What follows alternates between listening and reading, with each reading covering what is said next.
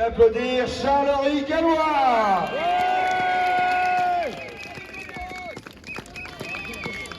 Bonjour à tous. Bonjour. Merci d'être encore là aujourd'hui, sous ce froid. On me déstabilise sur l'OM, c'est pas faire ça. Écoutez, je voulais vous parler en tout cas de la question énergétique aujourd'hui, parce que c'est insupportable d'entendre la Macronie, d'entendre même les Républicains qui vont vous faire des leçons et vous expliquer que si jamais il y a des coupures d'électricité, ce serait de la faute du peuple français qui doit faire de la sobriété énergétique. Alors, je ne sais pas ce que ça veut dire cette novlangue, mais chez moi, sobriété énergétique, j'appelle ça précarité énergétique. Et pourquoi nous en sommes là? Nous en sommes là après des années de saccage de l'outil énergétique français.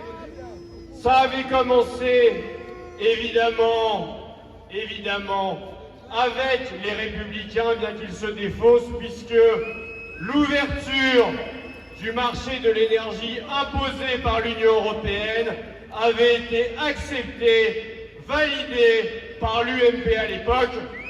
Ce sont les mêmes qui ont mis en place l'Arenh, qui est un scandale en fait pour faire une concurrence artificielle d'EDF. EDF va vendre à perte son électricité à des concurrents. Ils ont participé, les Républicains, au saccage d'EDF et au saccage de la filière nucléaire. Ensuite, vous aviez évidemment Europe Écologie Les Verts, qu'on pourrait appeler Europe Escrologie la guerre.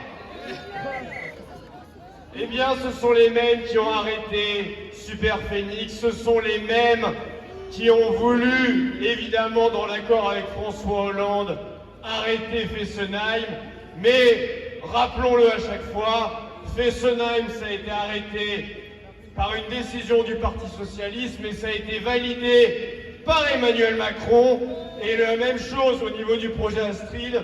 Seul comme un grand, c'est Emmanuel Macron qui a arrêté Astrid. Donc la responsabilité actuelle dans la situation que nous payons aujourd'hui, c'est évidemment Europe Écologie Les Verts, le PS, la Macronie et même au niveau de l'idéologie la France Insoumise. Ne l'oubliez jamais. Et quand on parle de coupure d'électricité, et je vais m'arrêter là-dessus, les gens oublient parce qu'on n'a pas eu de coupure d'électricité massive depuis la Seconde Guerre mondiale. Mais ça veut dire quoi les coupures d'électricité? Ça veut dire que vous ne pouvez pas appeler les urgences, imaginez des personnes âgées isolées. Ça veut dire que ces coupures d'électricité, cela fera des morts, et ces morts, la responsabilité de ces morts, ce seront tous ces partis politiques que j'ai énoncés qui l'auront sur la conscience. On pourrait parler de la question sécuritaire. La question sécuritaire, c'est la même chose. Ça veut dire quoi, pas d'électricité? Ça veut dire que vous ne pouvez pas appeler la police.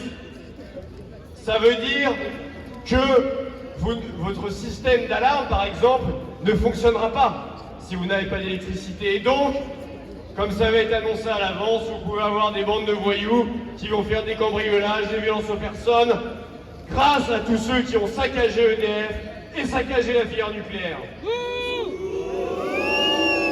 C'est pour ça qu'il est impératif, comme en toute chose, que la France reprenne le contrôle, quitte l'Union européenne qui est anti-nucléaire. Foncièrement, l'Union européenne et l'Allemagne veulent saccager depuis des années l'énergie française. C'est pour ça que je vous dis, encore une fois et comme à chaque fois, vive la France libre, et vive le Frexit. Frexit, Frexit, Frexit. Plutôt que de couper le chauffage chez les Français, ils devraient le faire chez eux, chez Macron, et qu'ils s'enferment dans une prison de stalactites. Nous accueillons une journaliste de courage.